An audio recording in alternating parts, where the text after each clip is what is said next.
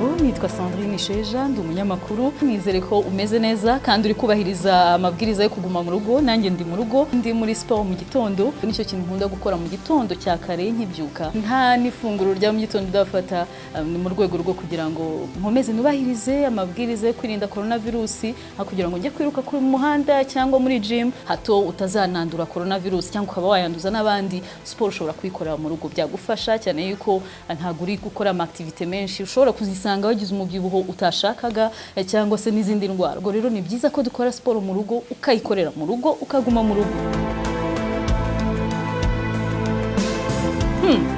Asa nkusi dukorana iyo tuvuye kuri radio ukora iki? Nawe ndaguchallenginze kugira ngo utwereke icyo uri gukora mu rugo. Austin, mu gihe uri mu rugo bimeze bite? Ni activity uri gukora mu rugo nawe wakwitabira ino challenge.